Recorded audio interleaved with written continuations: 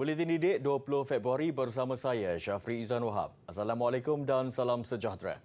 Jangkitan COVID-19 dalam kalangan kanak-kanak berusia bawah 12 tahun menunjukkan peningkatan ketara apabila 50,826 daripada mereka disahkan positif. Ia juga menyebabkan penggunaan katil harian pesakit bagi golongan itu semakin meningkat seiring kenaikan kes dalam negara. Ketua Pengarah Kesihatan Tan Sri Dr. Nur Hisham Abdullah berkata, jumlah peningkatan itu dapat dilihat bermula awal Januari sehingga hari ini dengan majoritinya berada dalam kategori 2. Beliau dalam satu kenyataan berkata, peningkatan lebih ketara bulan ini terutama bagi kategori 2 hingga 5. Jangkitan itu mungkin disebabkan penularan varian Omicron serta peningkatan pergerakan kanak-kanak dalam komuniti susulan pembukaan semula sesi persekolahan termasuk pusat jagaan kanak-kanak dan bayi. Jelasnya bagi kategori 1 dan 2, masing-masing mencatatkan hampir 16,000 kes dengan 35,000 daripadanya membabitkan kanak-kanak. Manakala kategori 3 hingga 5 pula sebanyak 120, 28 dan 4 kes. Namun biarpun gejala jangkitan dalam kalangan kanak-kanak kebiasaannya kurang serius berbanding dewasa, terdapat juga kes yang memerlukan rawatan di hospital dan sebilangannya turut memerlukan rawatan intensif di unit rawatan rapi ICU. Antara gejala yang sering dialami golongan berkenaan ialah demam, batuk dan selsema berterusan melebihi seminggu, bernafas laju, kurang aktif, kurang selera makan serta muntah atau cerit-berit. Sementara itu, dalam keadaan yang lebih serius, kanak-kanak juga boleh mengalami sakit dada atau perut, kurang tahap kesedaran dan sawan. Mengulas lanjut, beliau berkata antara kaedah utama bagi mengurangkan risiko ini adalah dengan kawalan kendiri dan vaksinasi. Dalam pada itu, vaksin COVID-19 Comirnaty Pfizer-BioNTech telah diluluskan penggunaannya untuk kanak-kanak berusia 5 hingga 11 tahun. Kajian klinikal menunjukkan keberkesanan vaksin itu adalah 91% selain berupaya meningkatkan tidak balas imun yang tinggi, pada masa sama mengurangkan risiko COVID-19 yang serius. Situasi semasa COVID-19 yang tidak menentu ketika ini jelas mendatangkan kebimbangan, terutama kepada ibu bapa kerana anak-anak mereka secara tidak langsung terdedah kepada risiko jangkitan. Hakikatnya melawan pandemik ini menjadi tanggungjawab kita semua dan asasnya bermula dengan pematuhan prosedur operasi standard SOP yang ditetapkan demi melindungi keselamatan diri dan keluarga. Menurut pakar kanak-kanak Dr. Raki Yadav, sikap ibu bapa terhadap pematuhan prosedur operasi standard SOP perlu menjadi keutamaan. Supaya berjaga-jaga semasa bawa anak-anak keluar. Sekarang bukannya masa untuk kita attend kenduri-kenduri, untuk dropkan SOP kita. Kita harus memakai mask yang betul, yang dengan fitting yang baik. Kita elakkan tempat-tempat yang sesak dan kita harus berjaga-jaga, dan sekiranya kita tak sihat, tolonglah buat self-test kat rumah untuk COVID-19. Tambahnya, aspek kawalan kendiri juga perlu sentiasa dititikberatkan kerana segalanya bermula di rumah. Mengulas lanjut tentang kadar pendaftaran suntikan imunisasi menerusi program imunisasi COVID-19 kebangsaan kanak-kanak Peak Kids yang masih rendah dan belum mencecah 1 juta, Dr. Raki menyarankan ibu bapa untuk segera mendapatkan perlindungan buat anak mereka, terutama yang berusia 5 hingga 11 tahun. Saya syorkan kepada semua ibu bapa di luar sana untuk at least register anak-anak. You boleh memilih PPV yang terdekat dengan rumah. You boleh memilih waktu dan hari yang you nak bawa anak-anak mengikut kesesuaian family you. So, vaksin ini selamat. Vaksin ini hanya 1/3 daripada dos golongan orang dewasa. Kita harus bawa anak-anak kita untuk dapatkan protection yang kita sudah memberi kepada diri sendiri, sudah dapatkan oleh datuk dan nenek kita. Beliau turut menekankan kepentingan kesihatan anak-anak untuk jangka panjang, termasuk memberi mereka persekitaran pembelajaran yang selamat. Dalam pada itu, 454,194 atau 12.8% populasi kanak-kanak berusia 5 hingga 11 tahun di Malaysia sudah menerima dos pertama vaksin COVID-19 setakat semalam menerusi Peak Kids. Menerusi data di COVID Now, lebih 2.7 juta atau 89.9% golongan remaja berusia 12 hingga 17 tahun pula telah melengkapkan vaksinasi mereka, manakala 2.8 juta sudah menerima sekurang-kurangnya satu dos vaksin. Bagi populasi dewasa, sejumlah 13.92 juta individu atau 59.2% menerima dos penggalak dan 22.94 juta atau 97.5% lengkap vaksinasi.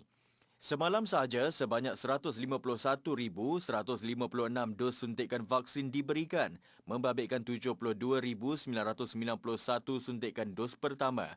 Sementara itu, menurut portal GitHub Kementerian Kesihatan, 34 kes kematian akibat COVID-19 direkodkan semalam dengan yang tertinggi di Johor, 8 kes, Sabah 7 dan Selangor 5 kes. Seterusnya, permintaan kit ujian pantas RTK antigen menggunakan sampel air liur semakin tinggi di pasaran ketika ini. Dipercayai di setengah kawasan, bekalan kit ujian terbabit kehabisan stok di pasaran. Ia susulan peningkatan kes COVID-19 sejak kebelakangan ini. Hasil tinjauan di beberapa farmasi sekitar ibu negara siang tadi mendapati stok kit ujian terbabit ada, namun agak terhad. Menurut pengusaha farmasi, ada ketikanya bekalannya terputus untuk beberapa hari. Difahamkan antara faktor permintaannya tinggi ketika ini adalah kerisauan orang ramai berikutan peningkatan kes COVID-19. Selain kewajipan melakukan ujian berkenaan untuk ke pejabat atau menghadiri acara tertentu. Apa yang kami nampak, faktor peningkatan permintaan ini disebabkan oleh pengguna yang sudah matang, yang sudah tahu menggunakan saringan kendiri ini secara betul. Pengguna juga sudah sedar akan kepentingan dalam membuat saringan awal ini secara kendiri. Rata-rata orang ramai yang ditemui juga menganggap kit RTK antigen adalah satu keperluan untuk setiap individu ketika ini sebagai langkah berjaga-jaga. Saya beli dalam 30, so kalau datang rumah ke saya boleh bagi untuk diorang pakai. So bila saya keluar dan bila saya balik daripada keluar tu pun saya akan buat juga kalau saya pergi tempat crowded lah. Saya sendiri rasa test kit saliva tu perlu, satu keperluan sebagai langkah awal untuk berjaga-jaga lah. Untuk monitor ataupun close observation sebelum kita travel. Dalam pada itu, pengguna juga diingatkan untuk melakukan ujian kendiri mengikut garis panduan yang betul bagi memastikan ketepatan keputusan ujian. So sebelum melakukan ujian berkenaan, ujian kit kendiri ini, pastikan anda cuci mulut dengan air 30 minit sebelum ujian dilakukan. Jangan makan, jangan minum, jangan merokok. Tambahnya, pengguna juga diingatkan untuk membaca arahan dengan teliti serta memastikan kandungan kit ujian itu lengkap. Sebelum ini, Menteri Kesihatan Khairy Jamaluddin berkata, pihak berkuasa peranti perubatan MDA diarah memanggil semua pembekal kit ujian kendiri COVID-19 dalam negara bagi menilai aduan yang diterima daripada pengguna.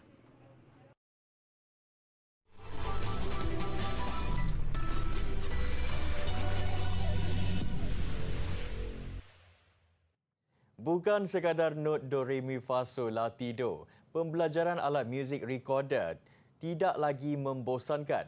Dengan alunan lagu-lagu komersial dan moden, suasana pembelajaran kelas muzik di sekolah kini lebih menyeronokkan. Ikuti laporan aktiviti minggu ini.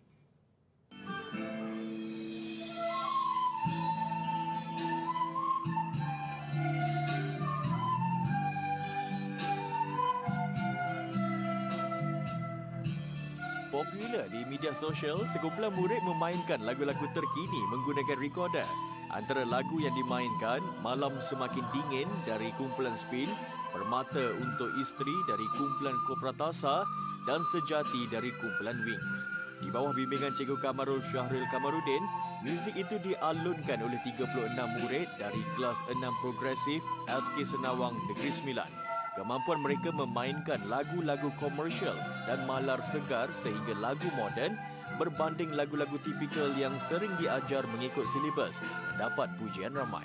Kalau nak ajar lagu-lagu yang viral, lagu-lagu yang level tinggi ni tak ada dalam silibus sebenarnya. Jadi saya bahagikan kalau macam sekarang muzik 30 minit. Jadi 20 minit saya ajar ikut silibus dan 10 minit kemudian tu saya bagi mereka note dan ajar mereka tiup note tersebut lah ikut lagu-lagu yang sama ada saya pilih sendiri ataupun anak-anak murid yang pilih. Sejak 17 tahun lalu, Cikgu Kamarul mendedahkan murid-muridnya bermain rekorder di tahap yang tinggi seawal darjah 3. Ilmu itu turut disampaikan melalui saluran YouTube Cikgu Kamarul agar mudah dipraktikkan anak-anak didiknya di rumah. Pada saya, murid-murid nak pandai bukan dekat sekolah. Nak pandai dekat rumah. Dekat sekolah, cikgu-cikgu cuma bagi ilmu je. Jadi, diorang buat kat rumah. Lepas tu, cuma salah satu saya punya cara ialah saya bagi mereka note. Kemudian saya tiup dulu recorder tu. Saya masukkan dalam YouTube saya. Lepas tu, diorang tengok dekat YouTube, diorang belajar. Ikut fingering saya, cara macam mana saya tiup. Lepas tu selepas seminggu saya jumpa, selalunya mereka dah boleh tiup lagu tu dengan baik. Kalau ada salah-salah sikit baru kita betulkan dalam kelas. Berpegang pada ungkapan practice make perfect, Cikgu Kamarul berjaya membudayakan pembelajaran rekorder di sekolah sehingga pelajar membawa instrumen itu setiap hari dan berlatih di mana dan bila-bila sahaja sekiranya ada peluang. Bukan sahaja dapat mengembangkan minat dan bakat mereka dalam bidang muzik, pembelajaran rekorder juga memupuk disiplin yang tinggi. Sebenarnya saya nak buka mata semua pihak bahawa rekorder pun berguna sebenarnya kalau kita berilmu. Okey. Ramai yang petikai kenapa tak ajar main ni, kenapa tak ajar main ni. Sebenarnya rekorder adalah salah satu alat muzik yang paling murah tapi berpitch.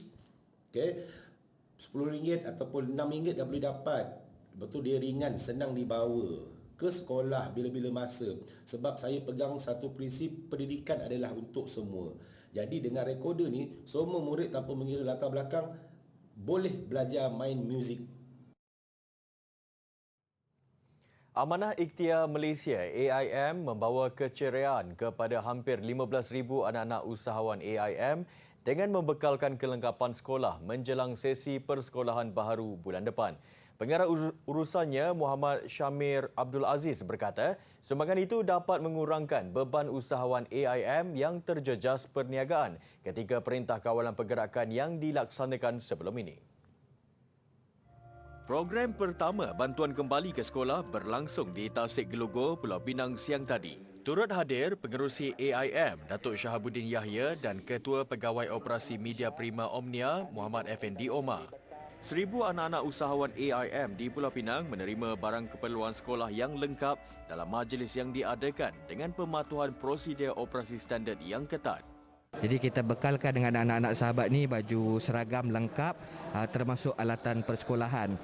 Pemilihan anak-anak sahabat ni berdasarkan kepada kategori lah. Kita utamakan kategori B40 dan yang lain-lain lagi. Katanya, program pertama diadakan di Pulau Pinang memandangkan AIM lahir di Universiti Sains Malaysia dan akan diperluaskan ke setiap negeri sebelum permulaan sesi persekolahan.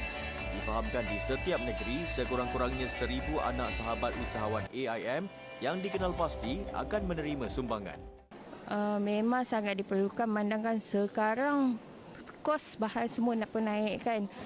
So bila dapat bantuan ni dapat kurangkan kos macam sekarang semua pun barang naik kan. Sekarang ni dengan PKP hari tu kan lama dah kami tak berniaga. Lepas tu bila tahun ni bila dapat bantuan memang banyak-banyak bantu kami lah. Nak beli barang baju-baju sekolah apa semua kan. AIM memperuntukkan dana RM2 juta untuk pelaksanaan program kembali ke sekolah di seluruh negara.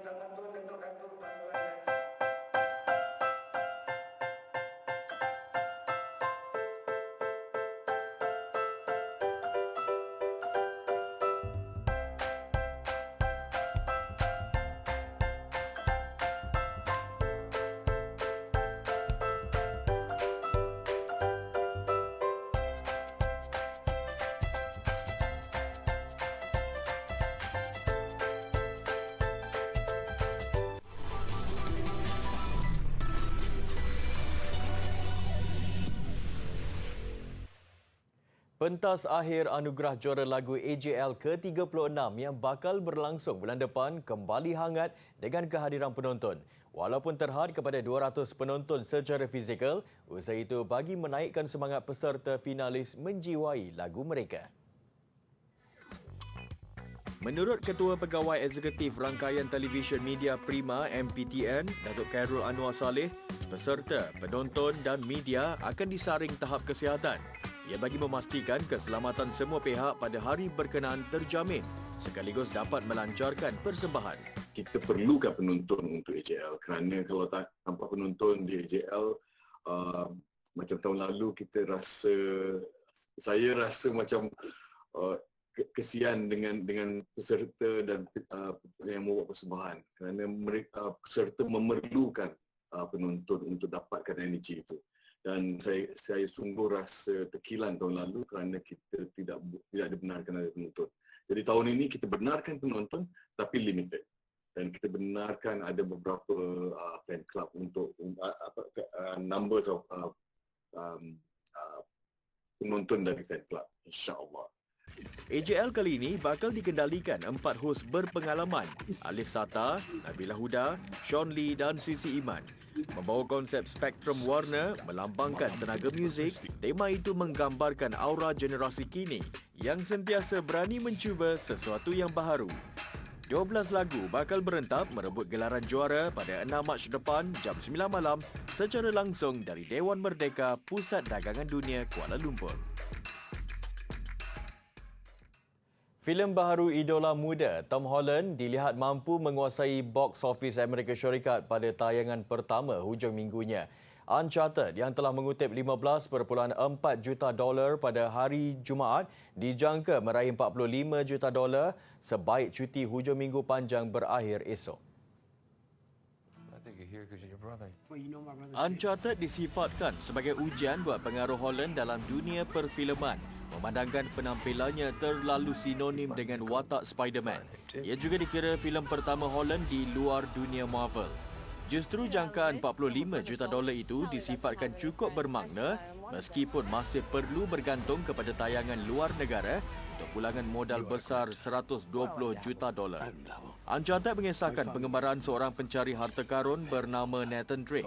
Filem ini menerima review negatif daripada pengkritik industri namun mendapat sambutan baik dalam kalangan penonton wayang secara keseluruhannya.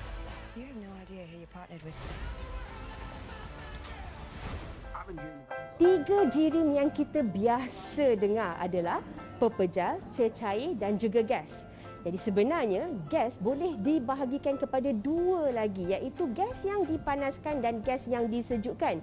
Yang disejukkan kita panggil dia sebagai Einstein-Bose condensate, dan satu lagi gas yang dipanaskan kita namakan dia sebagai plasma. Jadi hari ini kita nak tunjuk plasma. Okey, so kalau kita tengok di sini, plasma tu akan melalui tangan saya.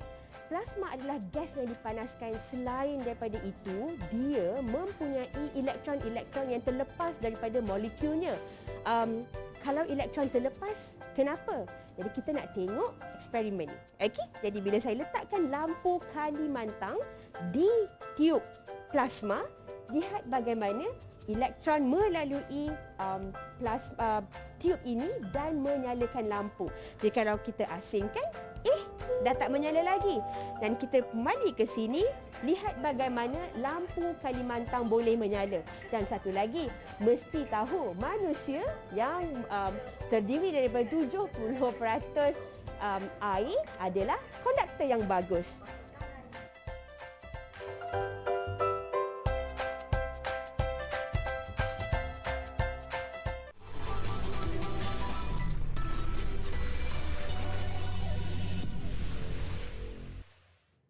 Sukan. Kejohanan badminton berpasukan Asia 2022. Eng Ziyong memastikan kejuaraan milik Malaysia pada perlawanan akhir antara skuad lelaki negara dengan juara bertahan Indonesia petang tadi. Ziyong menundukkan Iksan Leonardo Emmanuel Rumbai 21-14, 21-15 sekaligus memastikan kemenangan 3-0 milik negara. Terdahulu Malaysia bermula baik apabila Lee Zijia menyumbang mata pertama pasukan dengan menundukkan Chico Aura Dwi Wardoyo. Tewas set pertama 14-21, Zijia kemudiannya bangkit menewaskan pemain Indonesia itu 21-12, 21-10. Rentak kecermelangan Malaysia diteruskan pasangan beregu Aaron Chia dan So Woye.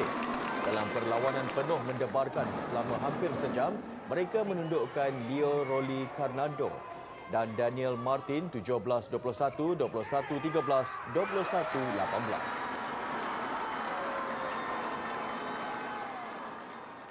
Sementara itu dalam kategori wanita, Indonesia berjaya merakam kejuaraan sulung menumpaskan Korea Selatan menerusi kemenangan 3-1. Gregoria Mariska Tunjung menghadiahkan mata pertama Indonesia selepas menundukkan Sim Eugene 21-9, 21-10 hanya dalam tempoh 26 minit. Namun Korea bangkit pada perlawanan berikutnya dengan gandingan Baek Hana dan Song Seong Nyeon. Mereka berjaya mengatasi Febriana Dewi Puji Kusuma, Amalia Cahaya Pratiwi menerusi permainan 3 set 21-15, 14-21, 21-14. Indonesia mengesahkan kejayaan apabila Putri Kusuma Wardani mudah mengatasi Lee Si-yeon 21-10 dan 21-18. Disusuli Gandina Nita Violina Marwah dan Lani Tria Mayasari berjaya menyekat cabaran Kim Min Ji Park Min Jeong keputusan 23-21, 21-11.